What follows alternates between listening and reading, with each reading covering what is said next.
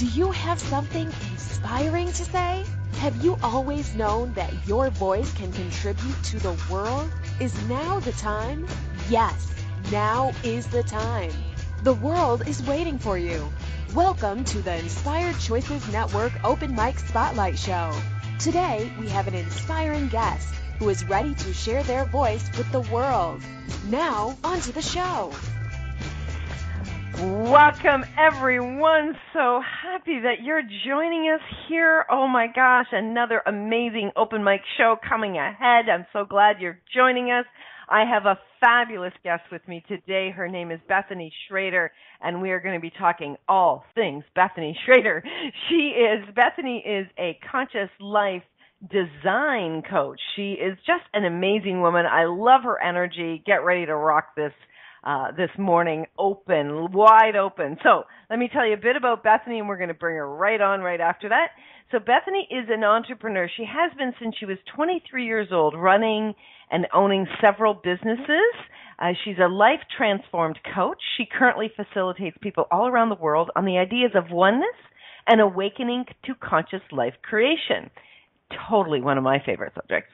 Having been a radio show host on the topic of conscious creation, and speaking in front of large crowds as well as individual facilitation session, she sees there is so much more possible for the collective consciousness of humanity.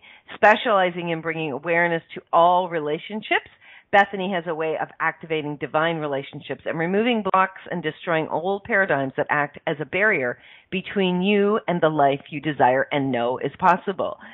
And what I love about this show is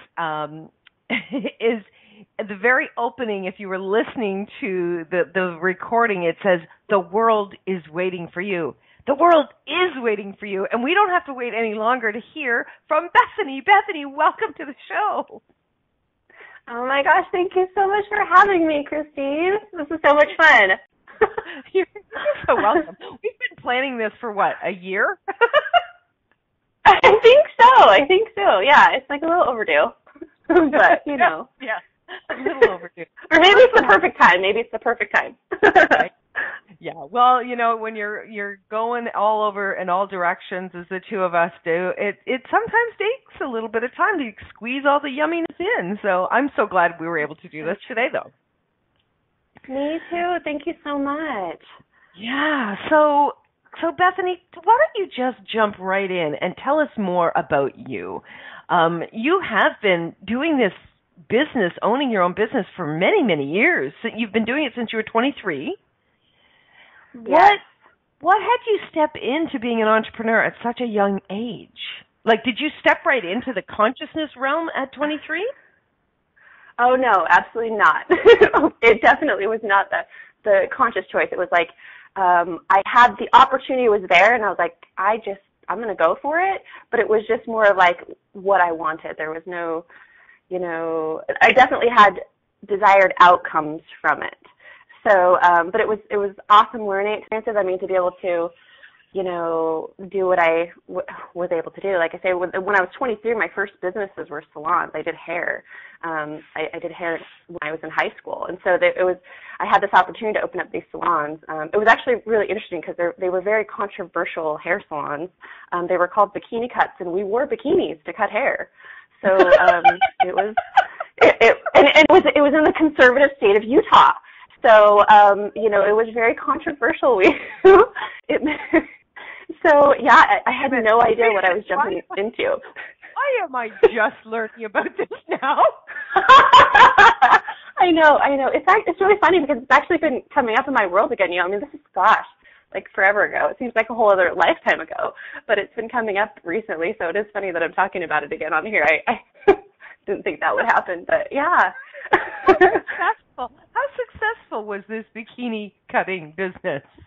Oh my gosh, we were so busy. We actually opened up 2 locations, and I was in all sorts of magazines, from Maxim magazine to Forbes magazine, like all these things, because we just had so much controversy, and that people had to come check it out.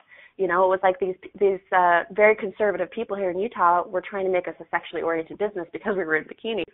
And, you know, it was like they couldn't really do that, but they kept fighting it. So I was constantly at city council meetings and doing interviews for the news and for, you know, magazines and publications. And it was a crazy, crazy time in my life, but it was so much fun and I learned so much. And, I even got offered a couple of reality shows at the time, but I was way too scared. Those reality shows were just starting. I was way too scared. I was like, no, I'm not doing that. So I turned them down. But yeah. Wow. Yeah, that is pretty cool. So it's popping a question for me. So how much are we avoiding controversy in our lives? Like really avoiding it?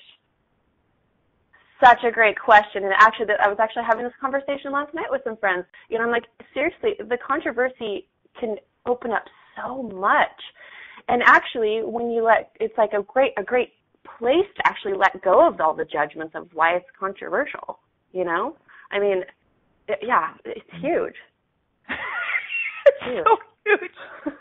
I'm sorry. I haven't even had my coffee this morning, and I'm nearly knocked off my seat here. Bethany brings a punch. Can I just say, people, Bethany brings a punch. Oh, my gosh. That is so wild. I mean, I've been in Utah, and, I mean, you and I were actually in a class together when I was there. Yeah. And I mean, certainly the people that I was playing with are not, they don't shy away from anything, but definitely that area of the world is super, super conservative, like to the point of, you know, judgment, you can pick up judgment on any corner. Like it's just perfect. Yes. And especially the area we were in was one of the most, I would say, for that as well. So it very much so. It's very heavy there. And it's amazing, like you succeeded with something so controversy, so poking in their face. You succeeded massively. Yeah. And I'm sure you had a ton of pushback. Oh, a ton. Yeah. I mean, you know, and God, knowing what I know now, you know, I would love to go back and, you know, play in that, knowing what I know now. I mean, I don't want to do it again, but like at that time, because gosh, there was, you know, it was really hard at times, and to be faced with so much harsh judgment. And I mean, I almost felt like, you know, I was being, you know, like a witch being burned at the stake in these, you know, meetings and stuff, these city council meetings and things, and it was really difficult at times. So yeah, when here I'm just, you know, excited to have my own salons, and you know, came up with some really interesting theme, you know. So like I thought I was very innocent with it. Well, it's definitely, as Rhonda says in the chat room, it was unique marketing for sure.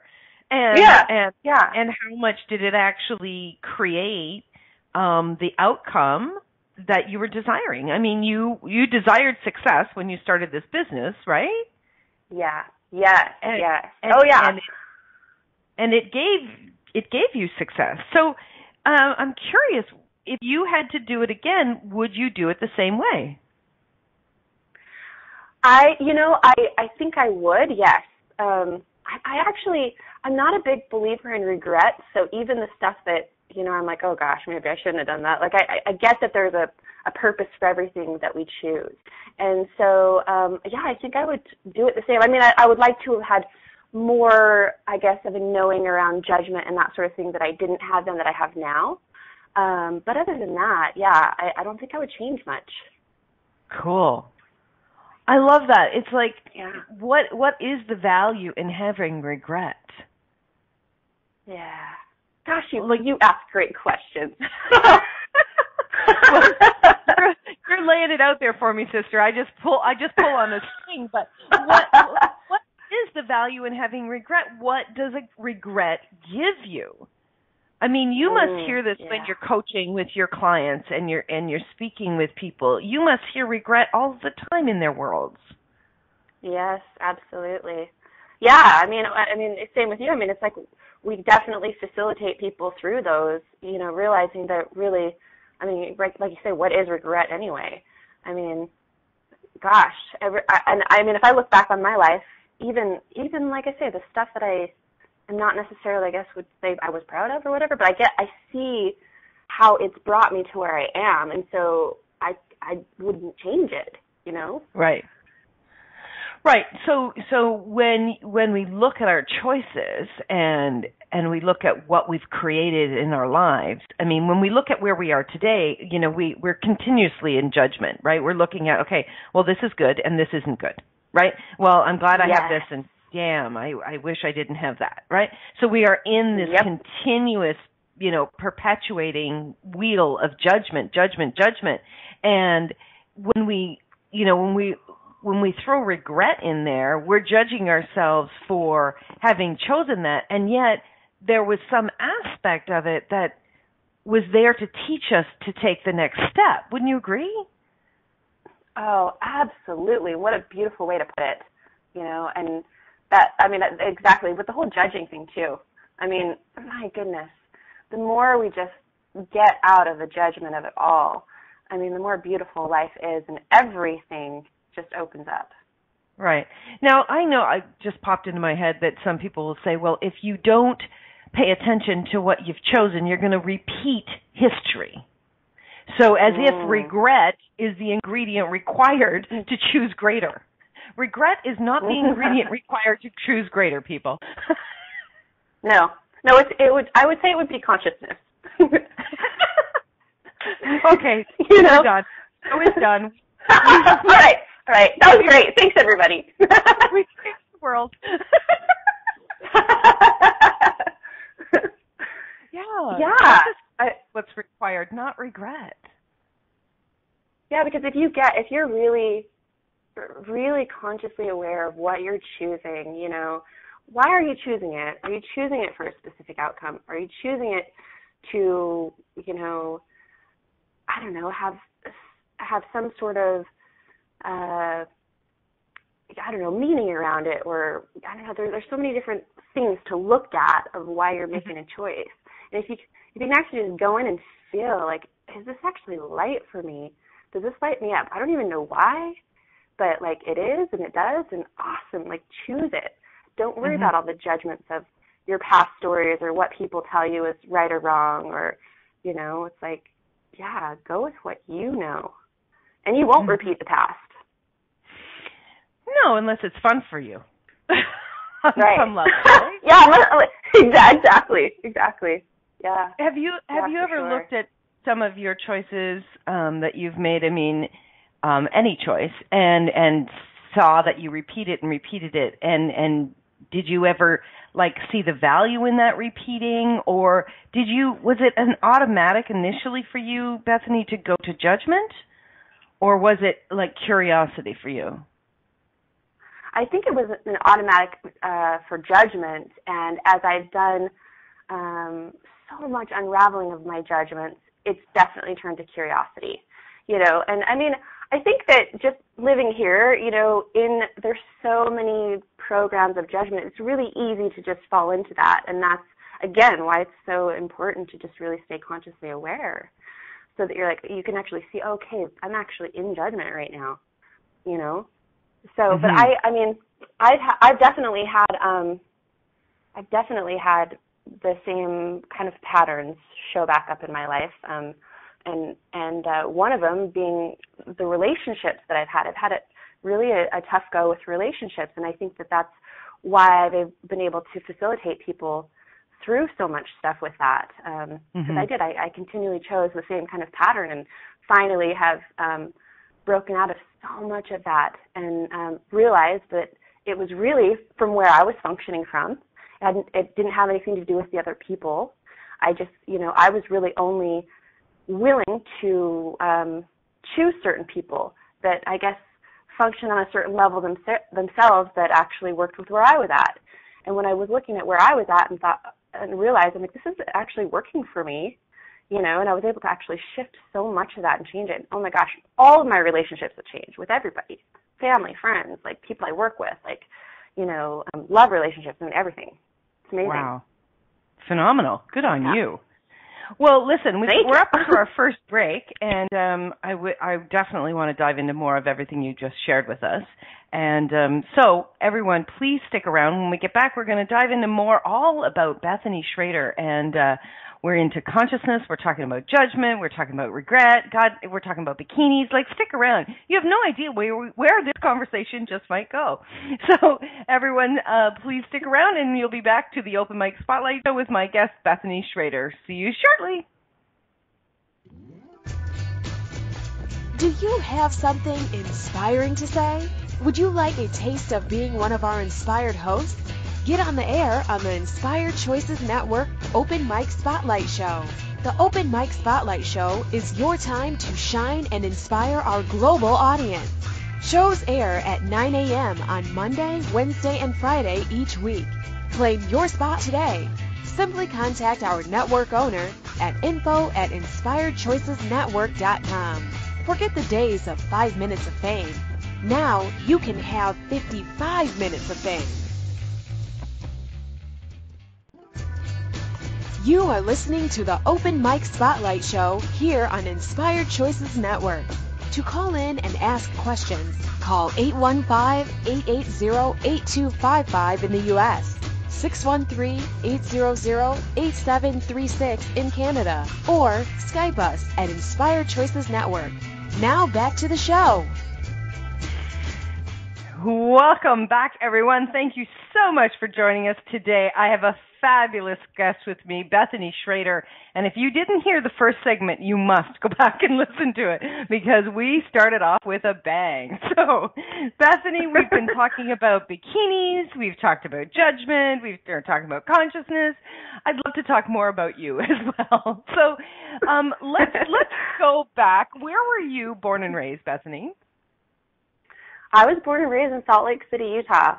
Yeah, and I actually still live here. Yeah. Good for you. That takes a strong woman. And I know you, so you're not a quiet little girl that sits in the corner and waits to be spoken to. You definitely are. No. You are a bright light that stands out, which I absolutely adore. And thank you, Christine. If you don't see Bethany's pictures on Facebook, I mean, you light me up every time I see one of your pictures and you've changed your hair color. I'm like, oh, I love that color. I think I say that to every single color that you put up. Thank you. You know, it is really fun. And by the way, some of those are wigs. So I definitely like to have fun with it. Yeah. So if you ever want to change your hair color and you just don't know, just get a wig. Get a wig. They have so many. Yeah, they have so many great wigs out there. Yeah. Fabulous. Okay, so you were born and raised in Salt Lake City, Utah. Where you started your first hair salon when you were 23 years old? Yes. Yeah. Yes. What were you doing before that? Did you go right out of high school into hair? Was that the direction you went immediately? I did, yeah. I mean, I went to beauty school while I was in high school and then graduated high school a year early and just started doing hair. And so, yeah, by the time I was 23, I just had that opportunity and went for it. You know, it's kind of like every hairstylist dream to have their own salon, you know, and do that. So, yeah. Right. So what did you do between going from being a beauty queen, all about making people feel and look fabulous, to being a conscious leader in the world? I mean, that's a big change. It is. It is and it isn't. You know, it's really interesting. As you, like, a hairstylist, we literally deal with people on such a deeper level than just their hair. So I think I got started in the right place doing hair and really learning how to be with people and what they're going through and communicate well with, you know, what's going to actually, like, contribute to them feeling good about themselves on, you know, the physical level. So, but yeah, I ended up getting into real estate and doing that, and actually I still do real estate, and I started a home staging company where I decorate homes for sale and model homes and that sort of thing.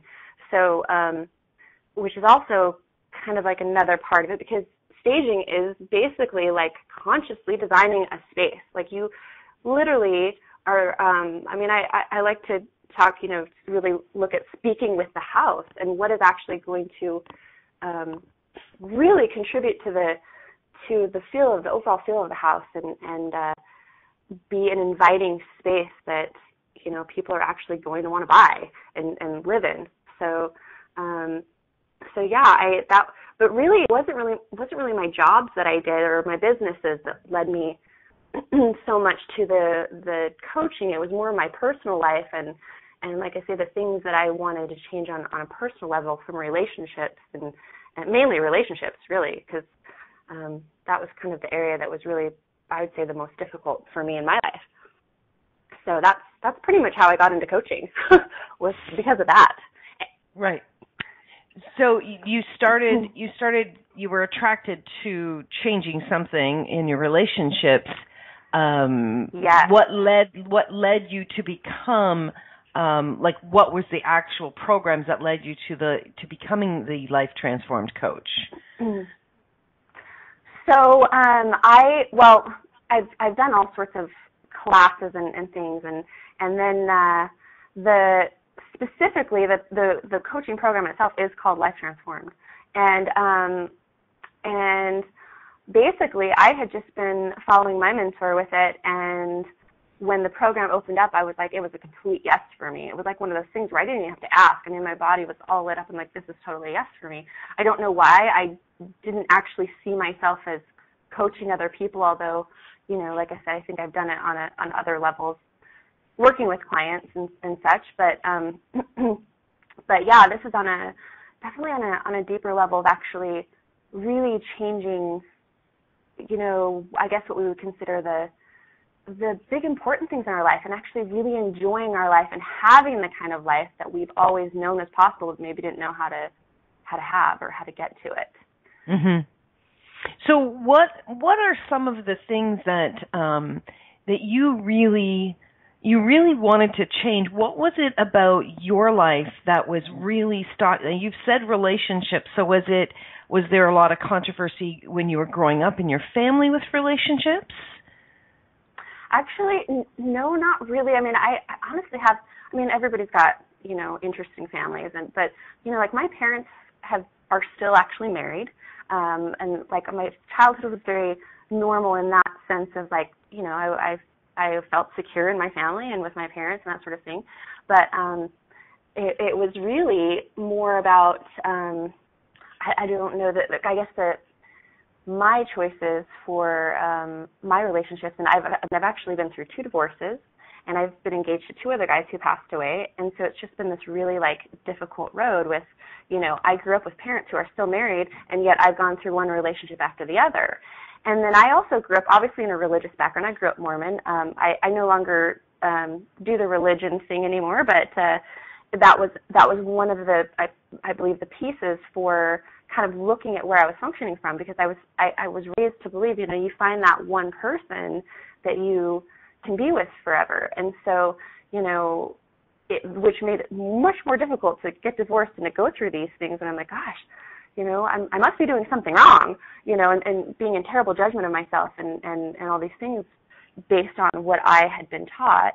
And then, kind of looking at things, thinking, as I started going through, coaching stuff, realizing, oh, I'm actually not this horrible person, and maybe there's something else different and, with relationships as possible. So, yeah, and really opening up to so many different possibilities with that, and not putting myself off anymore to thinking there's only one way, Right. So how did you get from this place of judgment? I said, you've said you've gone through a lot of relationships, I'm the same way. I mean, I've been married and very happily divorced twice now, and relationships has been one of those places in my life that has tweaked me a great deal. What was it for you that had you go from judging yourself to actually saying, I'm choosing something and I'm going to create something different? What was it in you that had that switch? Yeah, it was honestly really realizing that I was looking outside of myself for these relationships to give me something. like just to be loved or to feel secure or whatever. And as I started getting into, more consciousness work and realizing I'm actually the source of those things. And really, when I'm looking outside of myself, I'm really setting myself up for failure, and I'm not actually open to maybe receiving, the type of relationships in my life that would actually really work for me, because I've limited so much of that based on trying to find that thing outside of me, that security or that love or whatever it was. And when I realized that, that's when everything started to shift, dramatically. And yeah. So it was really about inner work, right? Yes. And the relationship with you. I mean, that's everything in your life begins with the relationship with you that you have with yourself. And it seems so silly, but, to have that kind of relationship that you've always wanted with somebody else, to start having that with you. And that's how it changes with everybody else. Because I like to use the analogy of when you're on a plane and they tell you, put your own mask on first before you help anybody else and put their mask on. It's the same thing on a much bigger level, with self-love. It's start loving you, stop judging you, I don't know, go look in the mirror and tell yourself the thing you always wanted to hear from, your lover or whatever. And it sounds so silly, but those kind of things actually, as you start doing it and releasing, all of the fears around trying to find that person to give it to you, you start opening up into it and realizing it's already there, that you already are that. Right. It's really, really amazing. Yeah. It is amazing, and it's such a phenomenal contribution to the world when we step into taking care of us and to fulfilling our own needs. It changes so many things. So you have been doing the relationship with Bethany and becoming this more and greater person in the world that you've been now contributing so much to so many other people. What is it about your coaching program when you're working with individuals, Bethany, that is unique to you? Yeah, well, what I think is so unique about it is that it actually, it gives you almost like a step-by-step, here is where you're functioning from, here's why you do it, and here's how you can change it. It's literally like a step-by-step thing. So there's not this wondering, well, I don't know, I don't know why I keep doing this, and so it's really very straightforward, and it's very, I would say, very loving and nurturing. It's this nurturing way of doing it, which I think is so important too. Our planet and everybody here, we need more kindness, more nurturing, and more love. I mean, those things, will change everything. Yeah. What would that actually be like if we actually operated from that space daily? That's fabulous. Yeah. That's fabulous. So, Bethany, people can connect with you at your website, BethanySchrader.com. And Schrader is spelled Schrader. How do you coach with individuals? Do you coach in person? Do you coach online? How does that work? I'm actually doing... Yeah, I'm doing all sorts. I'll do definitely online and on the phone coaching, and occasionally I do in person. And I like to do live classes. So that's kind of one of my favorite things. And so I try to hold a class somewhere live once a month. But obviously I know that I've got, people all over the world, so I definitely am available online and on the phone as well for individual sessions, as well as I do some group stuff, and I've got some group online classes coming. Actually, one specifically on relationships coming up fairly soon here in the next month. So, and so if you want to hear about any of the classes I do or how you connect with me, the best way is to go to my website and sign up on my email list. And I also offer a free tool and a little bit more in detail about, kind of what the basis of my coaching work is about. So, nice. Yeah. People love free gifts. That's phenomenal. And online, we're such a global world now. It's right. Yeah. Everybody's our neighbor. It's phenomenal when we're doing classes online that people can join in from anywhere. So that's fabulous. So we are going to go to our second break, and when we get back, we're going to learn more about this consciousness stuff with Miss Bethany Schrader and about what it is that we can be doing to really bring more awareness into our lives and change what is not working. So stay tuned, everyone. We'll be right back. Do you have something inspiring to say? Would you like a taste of being one of our inspired hosts? Get on the air on the Inspired Choices Network Open Mic Spotlight Show. The Open Mic Spotlight Show is your time to shine and inspire our global audience. Shows air at 9 a.m. on Monday, Wednesday, and Friday each week. Claim your spot today. Simply contact our network owner at info@inspiredchoicesnetwork.com.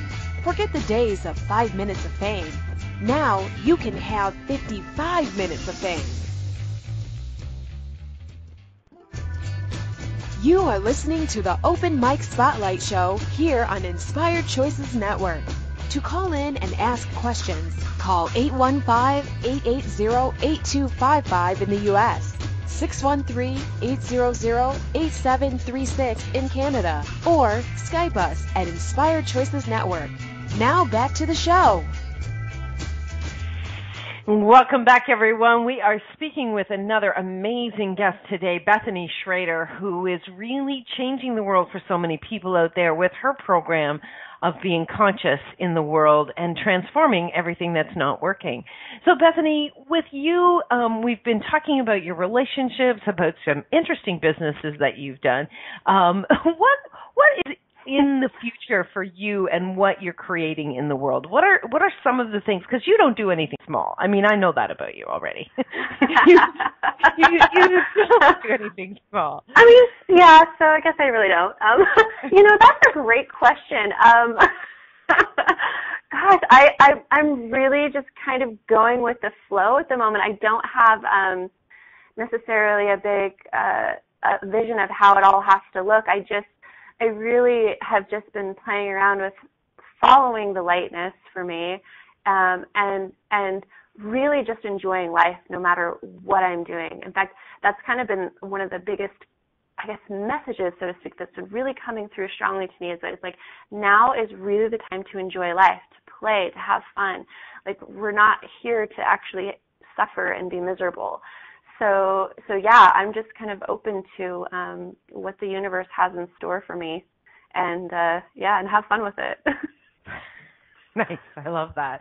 So what are some of the things that you love to do to bring in more play into your life? I mean, we've already talked about the beautiful hair changes, the hair color changes. Yeah, I definitely have fun with that, changing up my look. Gosh, and I love traveling, so I definitely, have tons of fun with traveling. I mean, honestly, Christine, like I really enjoy the smallest things as well. It's like sitting down and having a cup of coffee in the morning is like one of my greatest joys. Just the simple things, just really like appreciating what I have right here and now, has been just such a huge thing for me. To just be able to enjoy that and enjoy what's happening, even if there's nothing really big and exciting going on, just seeing, what's here right now. And summertime is one of my favorites, so I'm super happy it's summer now. So, yeah. Yes, you and millions of people in the world are breathing easier today because of it. And what would it be like for us to be in that space every day of the year, right? Yes. Thank you. Yeah. That's one of my pet peeves. Of course, you personally know, Bethany, that I live in Canada, and I've lived here my whole life. And I mean, I know that you get lots of snow where you are as well, but it's a pet peeve of mine that Canadians complain about snow, and I'm like, seriously, there's 250 countries in the world. You can move. Like, it's so true. I've actually, like, ask myself that. I'm like, seriously, Bethany, because I have not enjoyed the snow for most of my life, or mostly just, shoveling and driving in it and being cold. But I was like, yeah, why am I still living here? Yeah, okay. Well, I'm choosing it, so I guess I can't complain. So what is it that we are choosing in our lives that we're complaining about and staying, like consciously choosing to stay stuck in? Right? Because, Bethany, when you're working with people and they're saying that they desire something different, most of the time they're not choosing it, right? Like on some level, we're not choosing. Right. So, yeah, absolutely. So what do you find with people that are in that space? How do you work with someone who is, an old saying, talking out both sides of their mouth, right? Saying they want this, they want this, they want this, and then they just stay stuck in the complaining and bitching and, all the rest of that. Yeah, no, that's a great question. I think really what we look at is, what's the reason? Is there some sort of space of fear that you're functioning in around actually changing it or choosing something different? And if there is, let's take a look at that fear and see what you're actually, running from. It's that's one of the biggest pieces is looking at the fear places that you might not even really be consciously aware of. Mm-hmm. And that's what we look at and really decide from there what process, is required here for you to actually change that and release the fear so that you can do something different. Right. So there may be a fear in there that they're not aware of. Do you ever find that people, because I know I find this a lot, that people are saying they want A, B, or C, and they repeatedly say it year after year after year. Yes. And yet they are not making choices to move, not even little choices, to move in that direction. Yeah, well, and absolutely. And I think that, like you were saying before, on some level, it works for them, even though they complain about it and say they want change. If they're not doing anything or, just literally nothing, not willing to look at it or anything, I would say something about it works for them.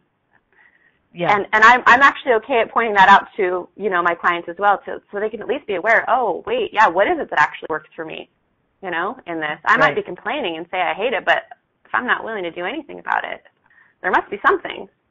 Yeah.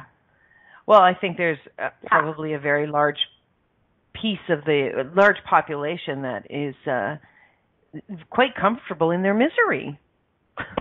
Yeah. Yeah, well, it is pretty scary to go into the unknown. When you start choosing for you, it literally is like jumping off a cliff and you're in the free fall. And it's like your mind will tell you all sorts of stories. I get why people stay stuck. I've done it myself many times,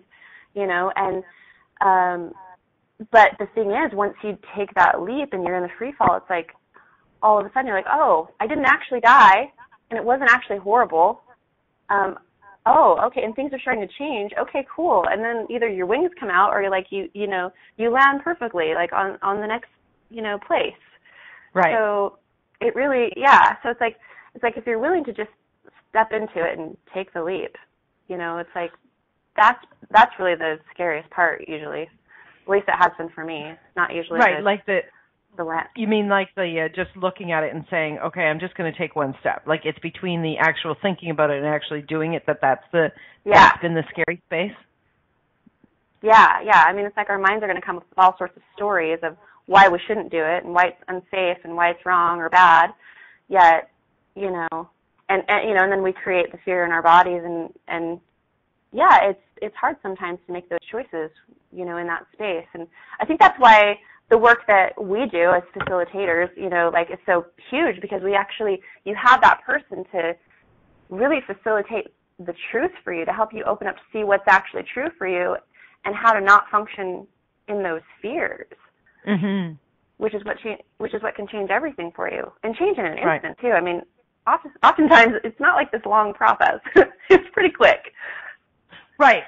Well, I think that there's, I've talked to different people, and whether they're my clients or not, and they're looking at changing something in their lives, and they're they're getting, they might be working with people in the psychology field, some profession in that area, and they just keep regurgitating the same old.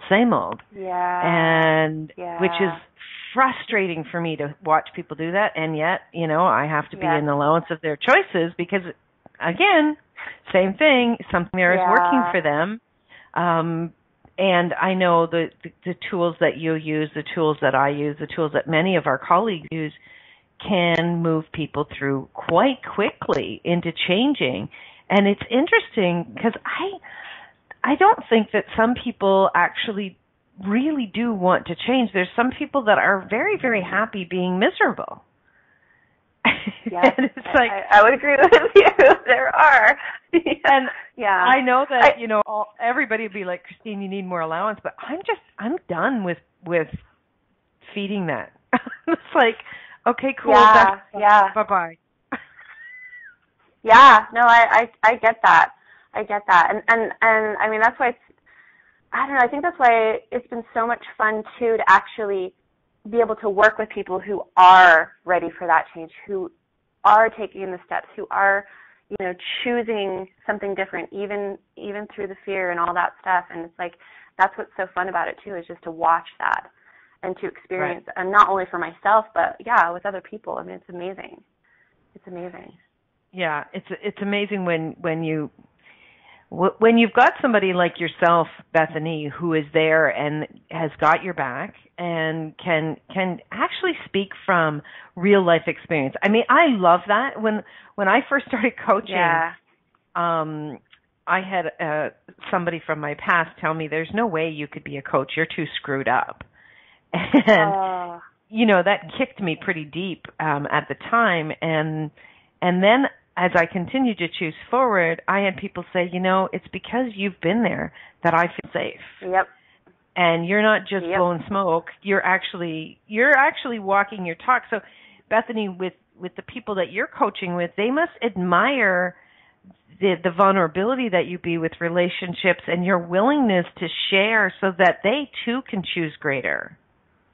Yeah. Honestly, that's been I think one of the biggest things for people the feedback that I've received was that they do love that. I mean, my life story is an open book, and not all of it is pretty, and I do share very openly, all of it. I don't feel that I have anything to hide, and I feel like maybe even especially the ugliest parts of it are actually what people can relate to, and they like to know that they're not the only ones going through hell at times, really, and to know that, gosh, she's been there, and now she's like as happy as she's been. I mean, I have people tell me all the time that have known me, even a few years ago, and they're like, "You are not the same person." And I'm like, "I know I'm not." And I'm so much more of me. I'm so much less restricted and not playing into judgments and actually just enjoying life. And I didn't used to. I didn't always. So I think that's a huge part, just being vulnerable. Yeah. Yeah. Being vulnerable, that is a big subject. That is a huge subject that, we would definitely need a few shows to jump into that one as deep as we possibly could, right? A few days, probably. A few days, yeah. Exactly. We're going to do a weekend on being vulnerable. Oh, great. I can't wait to go to that class. Yeah. So how much has the being vulnerable with yourself, Bethany, changed everything in your world?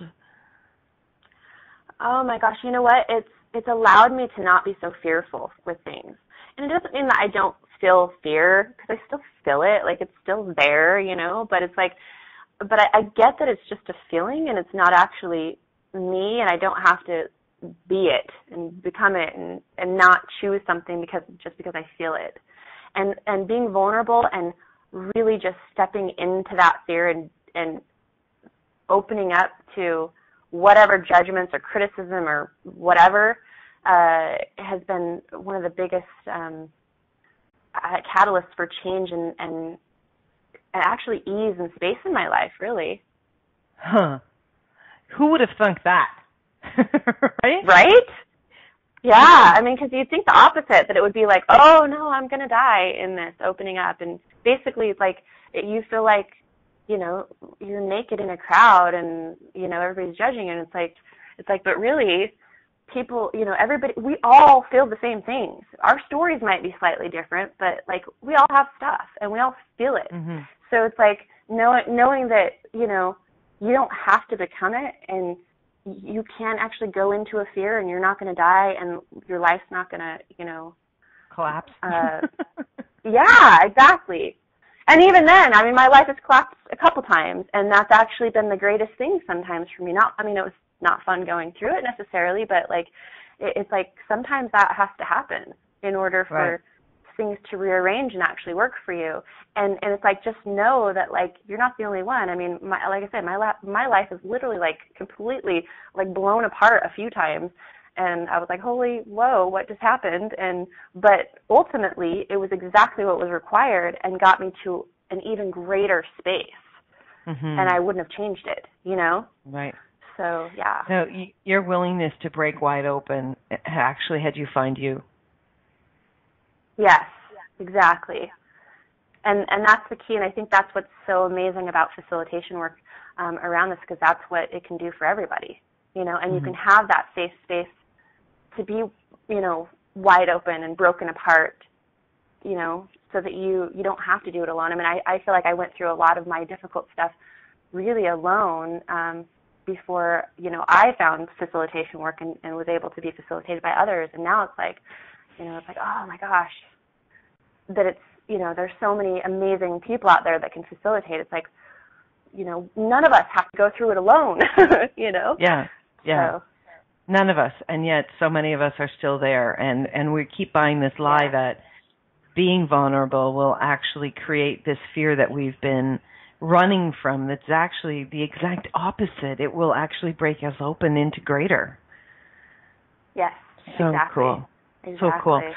Yeah. Okay, we are up for our last break. Bethany, hold on to your hat. We'll be right back with Bethany Schrader, where we will round out the show with more amazingness from this beautiful lady. Stay tuned, everyone. We'll be right back. Do you have something inspiring to say? Would you like a taste of being one of our inspired hosts? Get on the air on the Inspired Choices Network Open Mic Spotlight Show. The Open Mic Spotlight Show is your time to shine and inspire our global audience. Shows air at 9 a.m. on Monday, Wednesday, and Friday each week. Claim your spot today. Simply contact our network owner at info@inspiredchoicesnetwork.com. Forget the days of 5 minutes of fame. Now you can have 55 minutes of fame. You are listening to the Open Mic Spotlight Show here on Inspired Choices Network. To call in and ask questions, call 815-880-8255 in the U.S., 613-800-8736 in Canada, or Skype us at Inspired Choices Network. Now back to the show. Welcome back, everyone. You are listening to the Open Mic Spotlight Show with myself, Christine McIver, and my wonderful guest, Bethany Schrader, where we have been talking about, well, what haven't we been talking about, Bethany? Like, we've been going in every direction. We have. We've gone in quite a few directions this morning. Totally. Wake up, Annie. I wonder what else would like to come through. Exactly. I love the question in the chat room by Rhonda, our wonderful producer. She says, I wonder what it might be like if we actually empowered and equipped our younger generations to actually free fall. We haven't learned to let go and fly based on our modeling, which is so true. We haven't been shown that. Gosh, that could be an amazing show right there, free falling. Yeah. Thank you for that, Rhonda. That is such an amazing question. Yeah. So what comes up when you hear me say that, when you read that? I mean, I think about my son and just watching him grow, and I think, gosh, yeah, already he is this brilliant being, and he constantly facilitates me in the most beautiful ways.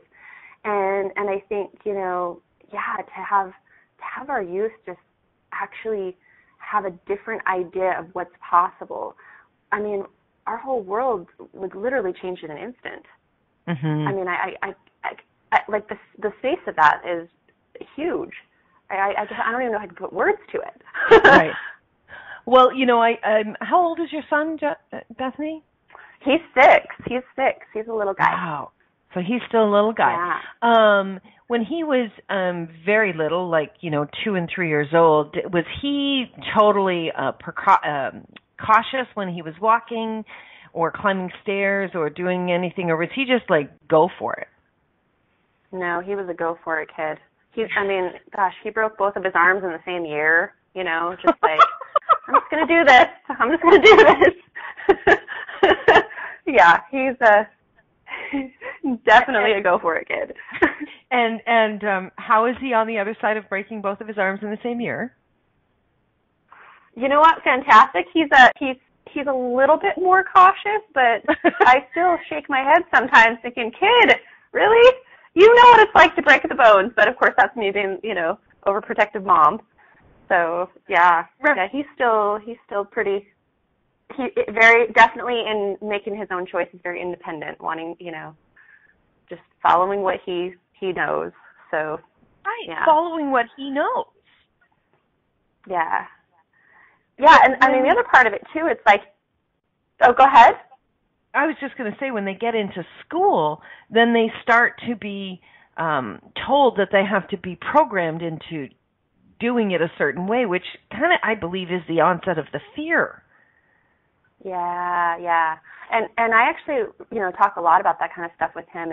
And we have conversations even about swearing and stuff. And obviously I grew up religious, and there's a lot of rules and things to abide by within religions, and specifically the one that I grew up in. And so he'll sometimes go to church with my family members and hear these things. And so we get to discuss, my viewpoints on it, and so that he can actually like see the difference and be able to choose. It's like I'm not telling him to not choose anything. It's like, okay, so look at this. Here's this. Is this this is actually okay. Like for example, swearing is one. I was always told that it's wrong and bad to swear. So what did I want to do as a kid? I wanted to swear all the time. Like the F word became my favorite word. And so as an adult, I don't have the charge to it anymore as it being wrong and bad and the need to do it. But I, obviously I swear sometimes. And, and there's been times where he's like, Mom, that's bad. And so, and I've had to sit with him and be like, is that actually bad? Or maybe there's just times where it's just a little more appropriate or less appropriate. And so it's like, can you still say a word and maybe actually release an energy, or, I don't know, help expand on an energy maybe that's actually, a contribution to you, rather than having it be this horrible thing. And I don't think you should go and swear at people and be unkind, but maybe sometimes that's, required to swear at somebody too. I don't know. It's really more about the situation, and so it's really interesting that I get to have conversations like this with my child, and, and leave it open so that he's not just coming to a conclusion that it's wrong and bad all the time. Right. As if it kind of has the energy of, the space where people say, you can't, swearing is bad, right? As if that is the free fall, like you're going to fall and die, right? And actually, the free fall is to be free to fall in any direction you desire to go, right? Which is what you're inviting him into, which is let's look at this. Let's really look at this without giving it a blanket one or the other. Yeah, exactly. And I always let him know that the biggest part of this too is to always choose kindness. So when it's something like swearing, it's like, what is actually the kind thing? With that, like I don't get that it's typically kind to swear at somebody, but sometimes when something's happened, you just need to like yell out some profanities, and that's okay. Well, I'm going to jump in here and to be kind to you, because I don't want you to be cut off in the middle of what you're saying. We have like less than 30 seconds left. This conversation. Oh my gosh, that went by so fast. too fast. Oh my gosh. So Bethany, I really adore you, and I adore what you're doing in the world. And I'm going to shamefully say I would love to have you on the network. You would be a phenomenal contribution. Thank you. In the world. Yeah, I'm willing to say whatever it takes, girlfriend. Thank you, Christine. I love you. You are phenomenal. Please get in touch with Bethany, BethanySchrader.com. Thank you, Bethany. Thank you. Thank you for listening to the Open Mic Spotlight Radio Show. We will be here Monday, Wednesday, and Friday at 9 a.m. Eastern Standard Time, 8 a.m. Central, 7 a.m. Mountain, and 6 a.m. Pacific on InspiredChoicesNetwork.com. We hope you'll join us. Until then, continue to create you with joy and inspiration.